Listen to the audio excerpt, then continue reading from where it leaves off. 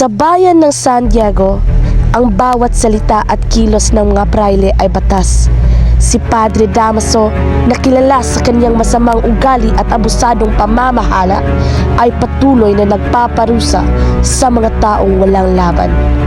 Ang kanyang kapwa praile naman na si Padre Salve ay hindi rin nagpakita ng awa, lalo na sa mga kababaihan na ginagamit at inaalipin para sa kanilang kapritsyo.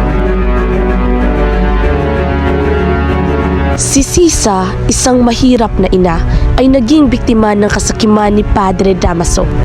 Inakusahan niya ang kanyang mga anak ng pagnakaw at ipinakulong kahit wala namang pruweba.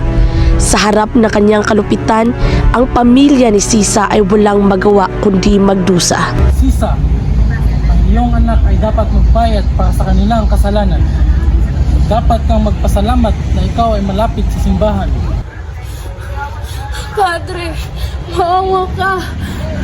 Wala po silang kasalanan. Hindi po sila magnanakaw. Sa likod ng kanyang titulo bilang ama ng bayan, si Padre Damaso ay nagsisilbing halimaw na nagpapahirap sa mga mahihina. Si Maria Clara, anak ni na Kapitan Tiago at Doña Pia, ay inosenteng lumaki sa ilalim ng pakpak ng simbahan.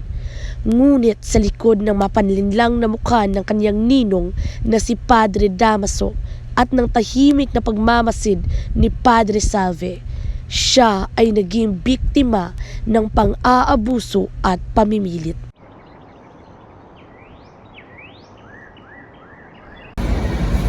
Maria Clara, anak, alalahanin mo ang mga payo.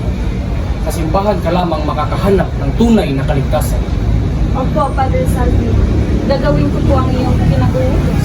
Sa likod ng kanyang malumanay na salita, si Padre Salve ay isang mapagsamantala na gumagamit ng relihiyon upang ikubli ang kanyang makamundong hangarin kay Maria Clara. Siya ay nagtatago sa ilalim ng kanyang sutana, ngunit ang kanyang mga mata ay may matinding pagnanasa sa inosenteng dalaga. Dahil sa kanyang posisyon, hindi makapagsalita si Maria Clara laban sa mga pang-aabuso ni Padre Salve.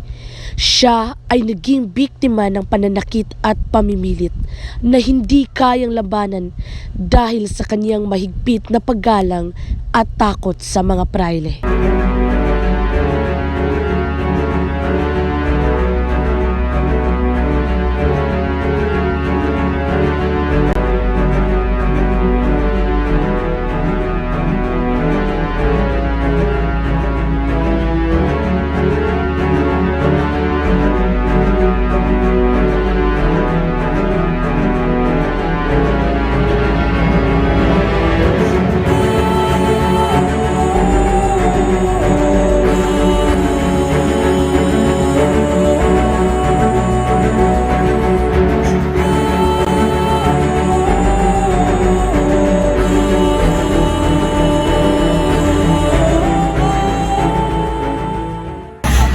Diyos ko!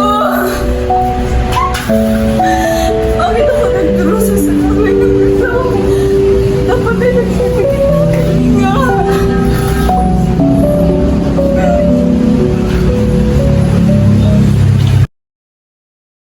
Hindi lahat ng lihim ay maaaring manatiling nakatago. Si Crisostomo Ibarra, na nagmamahal kay Maria Clara, ay nagdala ng liwanag sa mapanlinlang na mukha ng mga praile sa bayan ng San Diego.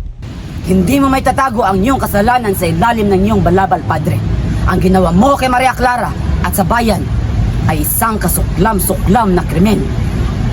Ako ay isang pari at ang simbahan ay nasa aking likod. Walang sino man ang makapagsasabi sa akin ng ganyan. Ngunit sa harap ng katotohanan, walang sino man, kahit sino pa siya, ang makapagtago sa kanyang mga kasalanan. Ang mga pang-aabusong ito ay patunay na kawalang katarungan sa ilalim ng kapangyarihan ng mga praile. Ngunit sa pagtatapos ng kwentong ito, ang bayan ng San Diego ay nagkaroon ng pag-asa para sa isang mas makatarungan at mapagpalayang hinaharap.